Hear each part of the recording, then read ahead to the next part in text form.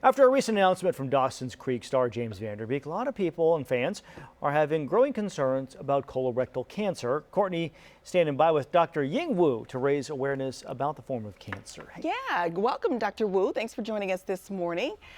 So I wanted to talk to you about this in particular because of James Van Der Beek's age, right? He's 47 years old.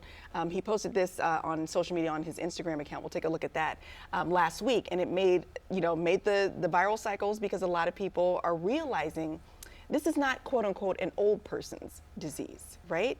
Tell us, Dr. Wu, what is colorectal cancer? Colorectal cancer is the second leading cause of cancer deaths in the United States. And unfortunately, there has been an increasing trend in diagnosing colon cancer at younger ages, in people less than age 50.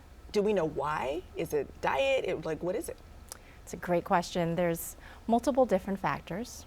Genetics plays a role, environment plays a role, but there are things that we have control over too. Sure. So on a daily basis, there are things that we can do to prevent colon cancer, and that's staying as physically active as possible.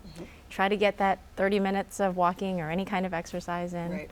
Try to eat healthy, lots of vegetables and fruits. Yeah. Half of your plate should be vegetables and fruits. Okay. As my kids would say, eat the rainbow. Yeah, yeah.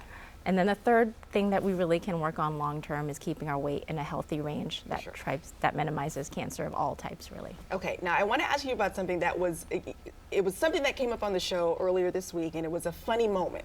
But seriously, this can be something that you should be aware of. We were talking about spending too much time sitting on the toilet, right, and things that it causes.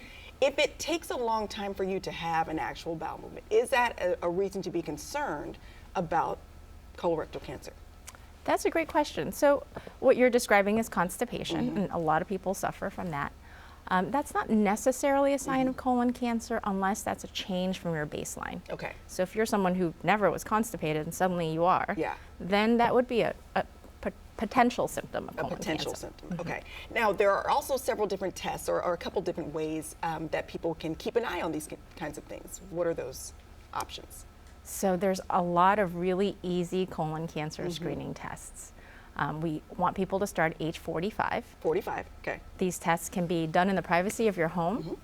They, for example, in Kaiser Permanente, all of our patients starting age 45 get mailed this kit. It's and called we'll take a look at that video now. I get that every single year. There we go.